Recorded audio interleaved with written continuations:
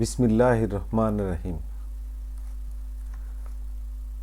প্রিয় শিক্ষার্থী, বৈশ্বিক এই মহামারীর সময়ে তোমরা যে যেখানে বসেই আমার এই ক্লাসে উপস্থিত হয়েছ, তোমাদের সবাইকে মাহিগঞ্জ কলেজের পক্ষ থেকে আমার পক্ষ থেকে শুভেচ্ছা এবং স্বাগতম। প্রথমেই পরিচিতি পর্ব। আমি এস.এম. রেজাউর রহমান, প্রভাষক, অর্থনীতি, মাহিগঞ্জ কলেজ, রংপুর। আমাদের আজকের পাঠ অর্থনীতি প্রথম পত্র, অধ্যায় দ্বিতীয়, বিষয় চাহিদার স্থিতিস্থাপকতা।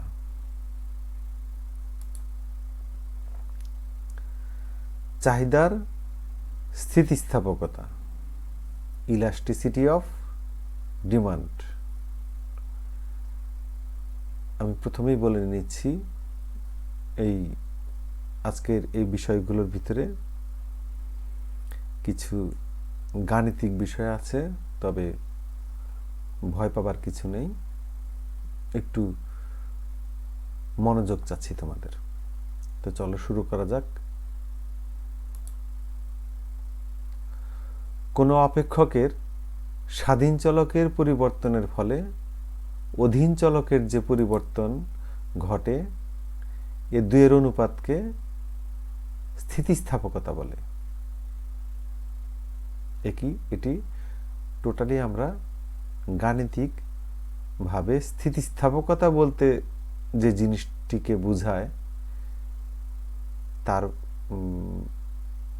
তাকে আমরা সংজ্ঞায়িত করলাম। এরপরে আমরা আসি চাহিদার স্থিতিস্থাপকতা। চাহিদা অপেক্ষকের স্বাধীন চলকের আপেক্ষিক বা শতাংশিক পরিবর্তনের ফলে অধীন চলকের যে আপেক্ষিক বা শতাংশিক পরিবর্তন ঘটে, এ দুয়ের অনুপাতকে চাহিদার স্থিতিস্থাপকতা বলে।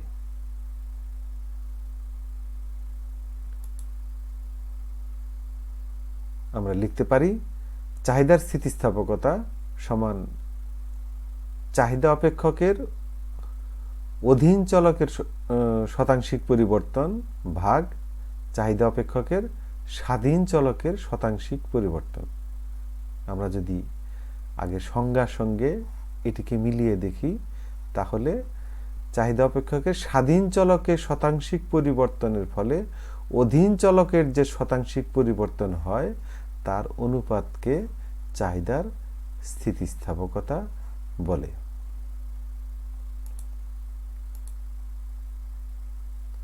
অর্থনীতিবিদ লিপসির মতে কোনো দ্রব্যের দামের পরিবর্তনের সাথে চাহিদা যে পরিমাণে সাড়া দেয়, তাকেই চাহিদার স্থিতিস্থাপকতা বলে। অধ্যাপক মার্শালের মতে দামের পরিবর্তনের ফলে চাহিদা যে দ্রুততা বা ধীরতার সাথে পরিবর্তিত হয়, তাকে চাহিদার স্থিতিস্থাপকতা বলে।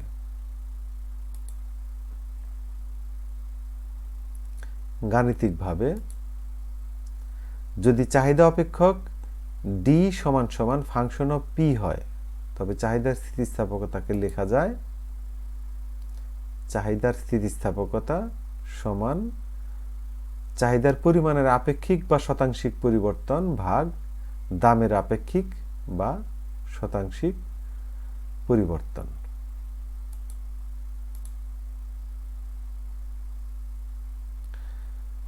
এটিকে আমরা লিখতে পারি চাহিদার পরিবর্তন ভাগ প্রাথমিক চাহিদা delta D by D into 100।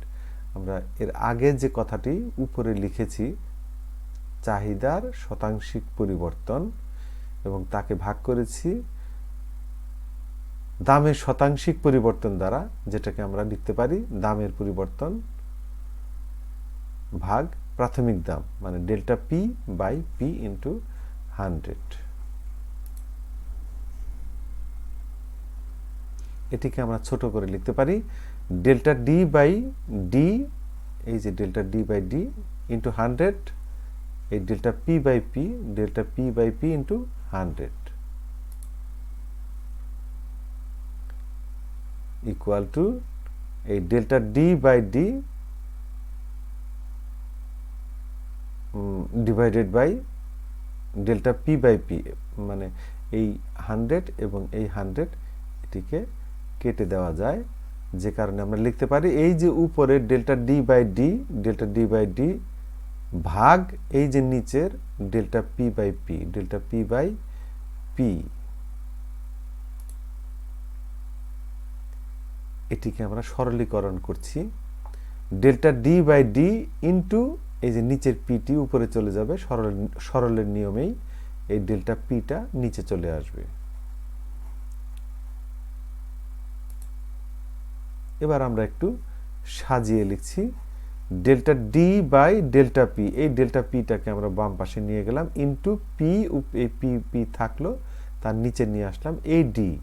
তাহলে যে জিনিসটি দাঁড়ালো সেটা হচ্ছে চাহিদার স্থিতিস্থাপকতা সমান delta D by delta P into P by D.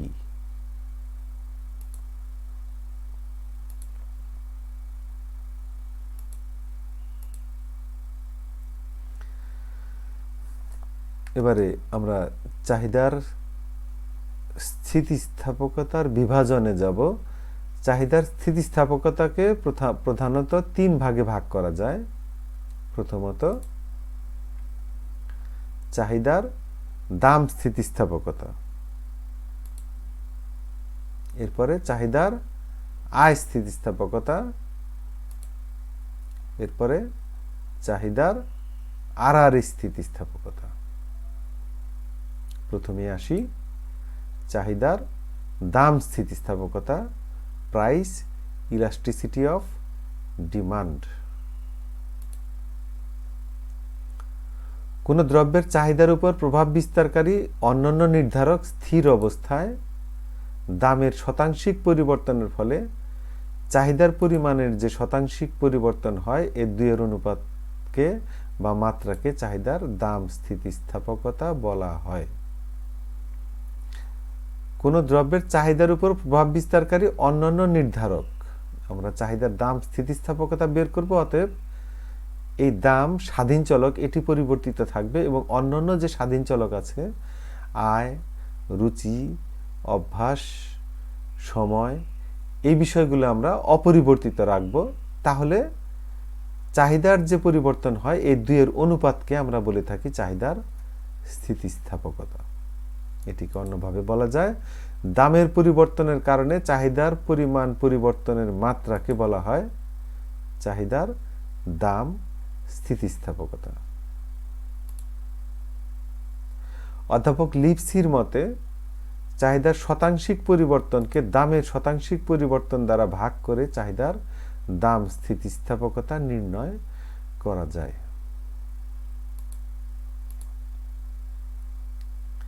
এবারে আমরা লিখতে পারি চাহিদার স্থিতিস্থাপকতা ইপি সমান চাহিদার পরিমাণের শতকরা পরিবর্তন ভাগ দামের শতকরা পরিবর্তন। আমরা সংজ্ঞাতেই বলেছি চাহিদার শতকরা পরিবর্তনের ফলে, দামের শতকরা পরিবর্তনের ফলে চাহিদার পরিমাণের যে শতকরা পরিবর্তন হয় তার অনুপাতকেই বলা হয় চাহিদার স্থিতিস্থাপকতা।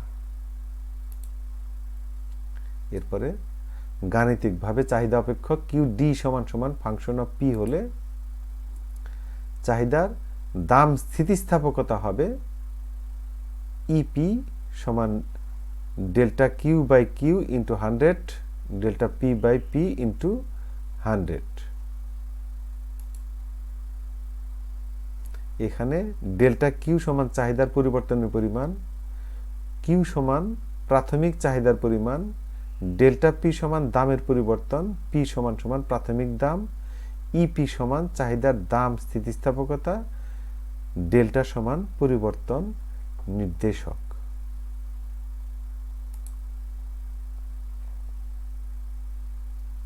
এবারে এই EP equal to delta Q by Q into 100 delta P by P into 100, এটিকে যদি আমরা সরলীকরণ করি তাহলে নিচের 100 এবং উপরের 100 কাটাকাটি করা যাবে। যেটি থাকবে সেটি হচ্ছে ডেল্টা কিউ বাই কিউ, এই যে ডেল্টা কিউ বাই কিউ ভাগ এই divided by delta P by P. এবারে ডেল্টা কিউ বাই কিউ এই ভাগের জায়গায় যদি আমরা গুণন চিহ্ন দিই ইনটু, তাহলে সরলের নিয়মেই এই নিচের পিটি উপরে চলে যাবে, এই যে পি উপরে চলে গেল, এই ডেল্টা পিটা নিচে চলে আসবে, তাহলে delta Q by Q into P by delta P. এরপরে এটাকে যদি আমরা একটু সাজিয়ে লিখি, তাহলে ডেল্টা কিউ, এই ডেল্টা পি কে আমরা এই ডেল্টা কিউ এর নিচে নিয়ে আসলাম, তাহলে ডেল্টা পি ইন্টু উপরে পি থাকলো, এই কিউটাকে এই পি এর নিচে নিয়ে আসলাম, এই যে কিউ, তাহলে দাঁড়ালো ইপি অর্থাৎ চাহিদার দাম স্থিতিস্থাপকতা সমান delta Q by delta P into P by Q. এই সূত্রটিকে কিন্তু আমাদের মনে রাখতে হবে, এটি আমাদের পরবর্তীতে কাজে লাগবে।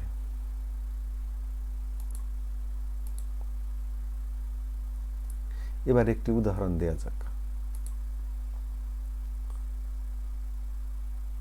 কোন দ্রব্যের দাম 10 টাকা থেকে হ্রাস পেয়ে 8 টাকা হলে চাহিদার পরিমাণ 100 একক থেকে বৃদ্ধি পেয়ে 140 একক হয়। এতে চাহিদার দাম স্থিতিস্থাপকতা হবে, আমরা সূত্রটি লিখলাম ইপি সমান delta Q by delta P into P by Q. এই সূত্রটি আমরা আগেই জানি। এখানে কিউ সমান 100, এই যে 100 আমাদের প্রাথমিক দাম, ডেল্টা কিউ সমান 140 মাইনাস 100, 140 বিয়োগ 100, এই যে এটি আমাদের বর্তমান দাম এবং প্রাথমিক দাম ছিল 100, এই যে প্রাথমিক দাম 100, এই দুটোকে বিয়োগ করলে আমরা পাচ্ছি 40। এরপরে পি সমান সমান 10 বা 10, প্রাথমিক দামটা হচ্ছে 10 টাকা। এরপরে ডেল্টা পি সমান বর্তমান দাম 8 টাকা বিয়োগ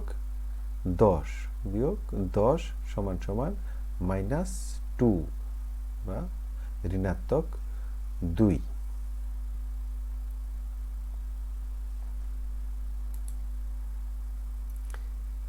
এই মানগুলোকে যদি আমরা এবার এই সমীকরণের মধ্যে প্রতিস্থাপন করি, তাহলে যে জিনিসটি পাই সেটি হচ্ছে ডেল্টা কিউ সমান 40 বা 40, ডেল্টা পি সমান -2, এই যেখান থেকে আমরা পেয়েছি -2, পি সমান সমান 10, এই যে পি সমান সমান 10, কিউ সমান সমান এই যে 100।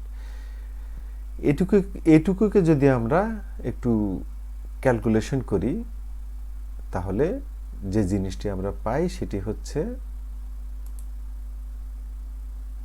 -2 বা ঋণাত্মক 2। সুতরাং দাম স্থিতিস্থাপকতা সমান 2। আমরা ঋণাত্মক চিহ্নটিকে এক্ষেত্রে বাদ দিয়েছি। এই হচ্ছে আমাদের দাম স্থিতিস্থাপকতা। এবারে আয় স্থিতিস্থাপকতা, ইনকাম ইলাস্টিসিটি অফ ডিমান্ড।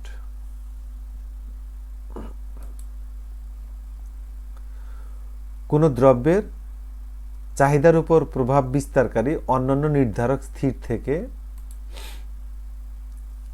ভোক্তার বা ক্রেতার আয়ের শতাংশিক পরিবর্তনের ফলে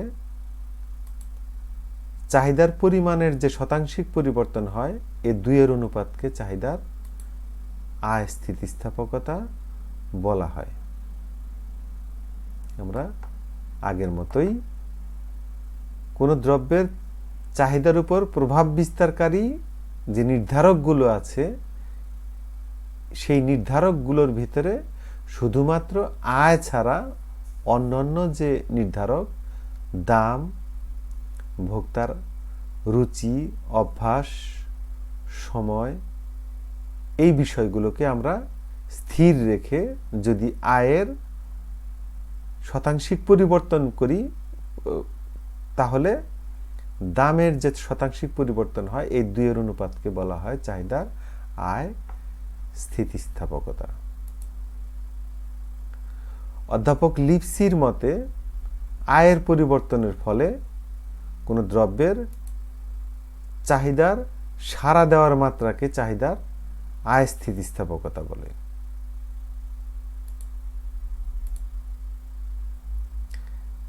এবার আমরা লিখতে পারি চাহিদার আয় স্থিতিস্থাপকতা EY সমান চাহিদার পরিমাণের শতকরা পরিবর্তন ভাগ আয়ের শতকরা পরিবর্তন। আমরা এর সংজ্ঞাতেই বলেছি, আয়ের শতকরা পরিবর্তনের ফলে চাহিদার পরিমাণের যে শতকরা পরিবর্তন হয় তার অনুপাতকেই বলা হয় চাহিদার আয় স্থিতিস্থাপকতা। গাণিতিকভাবে চাহিদা অপেক্ষক QY সমান সমান ফাংশন অফ P হলে চাহিদার আয় স্থিতিস্থাপকতা হবে EY সমান সমান delta Q by Q into 100 divided by delta Y by Y into 100। এটি কিছুই না, এটি হচ্ছে এই যে আমরা লিখলাম যে চাহিদার পরিমাণে শতকরা পরিবর্তন, এই জিনিসটি আমরা গাণিতিকভাবে লিখেছি delta Q by Q into 100। শতকরার পরিবর্তনের কারণে আমরা 100 শব্দটি 100 শব্দটি ব্যবহার করেছি। এরপরে আয়ের শতকরা পরিবর্তন একইভাবে delta Y by Y into 100। এবারে যদি আমরা দেখি যেখানে ডেল্টা কিউ সমান চাহিদার পরিবর্তনের পরিমাণ, কিউ সমান প্রাথমিক চাহিদার পরিমাণ, ডেল্টা ওয়াই সমান আয়ের পরিবর্তন, ওয়াই সমান সমান প্রাথমিক আয়, EY সমান চাহিদার আয় স্থিতিস্থাপকতা, ডেল্টা সমান পরিবর্তন নির্দেশক। এবার আমরা এই অংশটুকুকে একটু সরলীকরণ করব। তাহলে এই equal to delta Q by Q, এই 100 আর নিচে হচ্ছে ডেল্টা ওয়াই বাই ওয়াই, এটুকু শুধু থাকবে। এই 100 আর এই 100 কেটে দেওয়া যায়, অতএব আমরা লিখতে পারি ডেল্টা কিউ বাই কিউ, প্রথমে লিখলাম আমরা ডেল্টা কিউ বাই কিউ ভাগ এই যে নিচের অংশটুকু ডেল্টা ওয়াই বাই ওয়াই, এটুকু আমরা শেষে লিখলাম ডেল্টা ওয়াই বাই ওয়াই, মাঝখানে ভাগ চিহ্ন ঠিকই থাকলো। এরপরে delta Q by Q into Y by delta Y, এটি সরলের নিয়মেই আমরা এই ভাগের জায়গায় যদি গুণন চিহ্ন দিই তাহলে নিচের ওয়াইটি উপরে চলে গেল, উপরে ডেল্টা ওয়াইটি নিচে চলে আসলো। এরপরে এটিকে একটু সাজিয়ে লিখবো আমরা ডেল্টা কিউ বাই এই যে ডেল্টা ওয়াই, এটিকে এর নিচে নিয়ে আসলাম, ইনটু ওয়াই এর নিচে নিয়ে আসলাম এই যে কিউ, তাহলে দাঁড়ালো EY অর্থাৎ চাহিদার আয় স্থিতিস্থাপকতা equal to delta Q by delta Y into Y by Q. এই হচ্ছে আমাদের চাহিদার আয় স্থিতিস্থাপকতার সমীকরণ বা সূত্র। এরপরে আমরা আরো একটি উদাহরণ দেখব। একজন ব্যক্তির আয় 1000 টাকা থেকে বৃদ্ধি পেয়ে 1500 টাকা হওয়ায় তার একটি দ্রব্যের চাহিদা 10 একক থেকে বৃদ্ধি পেয়ে 20 একক হয়ে যাওয়ায় তার আয় স্থিতিস্থাপকতা হবে EY সমান delta Q by delta Y into Y by Q. এটি আসলে আমাদের চাহিদার আয় স্থিতিস্থাপকতার সূত্র। এখানে কিউ সমান সমান 10 আমাদের প্রাথমিক চাহিদা, এই যে 10। এবার ডেল্টা কিউ সমান সমান 20 মাইনাস 10, এই যে 20 বর্তমান চাহিদা মাইনাস এই যে প্রাথমিক চাহিদা সমান 10। এবারে ওয়াই সমান সমান 1000 বা 1000, এই যে প্রাথমিক আয়, আর ডেল্টা ওয়াই সমান সমান 1500 আমার বর্তমান আয় 1500 বিয়োগ আমাদের প্রাথমিক আয় 1000 সমান সমান 500। এবারে এই মানগুলোকে যদি আমরা এই সূত্রের ভিতরে প্রতিস্থাপন করি তাহলে কি দাঁড়ায়? আমরা লিখতে পারি ডেল্টা কিউ এর পরিবর্তে 10, ডেল্টা ওয়াই এর পরিবর্তে 500, এই যে 500, আর ওয়াই এর পরিবর্তে এই যে 1000, এই যে 1000, এবার কিউ এর পরিবর্তে 10, এই যে 10। এই অংশটুকুকে যদি আমরা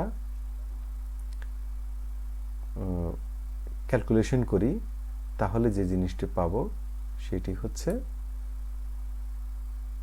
2, অর্থাৎ চাহিদার আয় স্থিতিস্থাপকতা সমান 2। এই হচ্ছে আমাদের চাহিদা আয় স্থিতিস্থাপকতার উদাহরণ।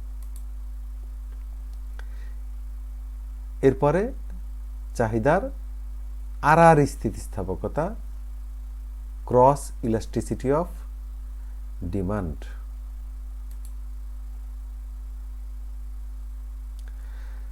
চাহিদার অন্য নির্ধারক সমূহ স্থির অবস্থায় সম্পর্কযুক্ত দুটি দ্রব্যের একটির দামের পরিবর্তনের ফলে অন্য দ্রব্যের চাহিদার পরিমাণের যে শতাংশিক পরিবর্তন হয়, এই দুইয়ের অনুপাতকে চাহিদার আর স্থিতিস্থাপকতা বলে।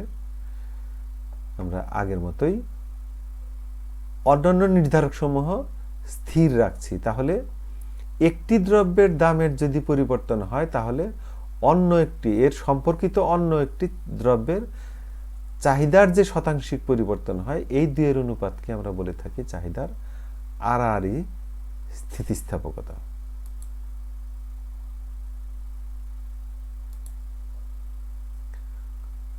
অধ্যাপক এ কুটসোয়ানিসের মতে চাহিদার আর স্থিতিস্থাপকতা হলো এক্স দ্রব্যের দামের আনুপাতিক পরিবর্তনের ফলে ওয়াই দ্রব্যের চাহিদার পরিমাণের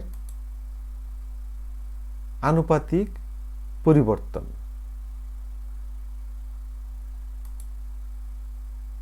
যদি এক্স ও ওয়াই দুটি সম্পর্কযুক্ত দ্রব্য হয়, আর স্থিতিস্থাপকতা হবে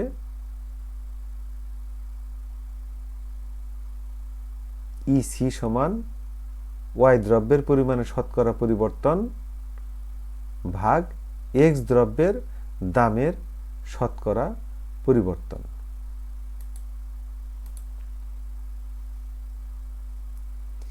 ইসি সমান delta Y by delta Q, delta Q Y by Q Y into 100, delta P X divided by P X into 100। এখানে ডেল্টা কিউ এক্স সমান এক্স দ্রব্যের পরিমাণের পরিবর্তন, কিউ এক্স সমান এক্স দ্রব্যের পরিমাণ, ডেল্টা পি ওয়াই সমান ওয়াই দ্রব্যের দামের পরিবর্তন, পি ওয়াই সমান ওয়াই দ্রব্যের দাম, ইসি সমান আর স্থিতিস্থাপকতা, ডেল্টা সমান পরিবর্তন নির্দেশক। এবারে এই অংশটুকুকে যদি আমরা সরলীকরণ করি তাহলে এই উপরের 100 ও নিচের 100 কাটাকাটি করা যায়। তাহলে থাকে delta Q Y by Q Y ভাগ, এখানে ভাগ চিহ্ন দিলে নিচের অংশটুকু পরে নিয়ে আসলাম, delta P X by P X.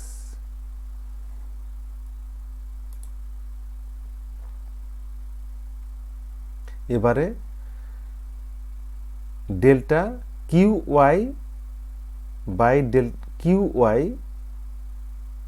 এই ভাগ চিহ্নটিকে যদি আমরা গুণন চিহ্ন দিই তাহলে নিচের অংশটি উপরে চলে যাবে, এই পি এক্সটা উপরে চলে গেল, এই ডেল্টা পি এক্সটা নিচে চলে আসলো। এবার এটিকে একটু সাজিয়ে যদি লিখি তাহলে delta Q Y by delta P X into P X, এই যে পি এক্স বাই এই কিউ ওয়াইটা নিচে চলে আসলো কিউ ওয়াই, তাহলে দাঁড়ালো EC cross elasticity equal to delta Q Y divided by delta P X into P X by Q Y.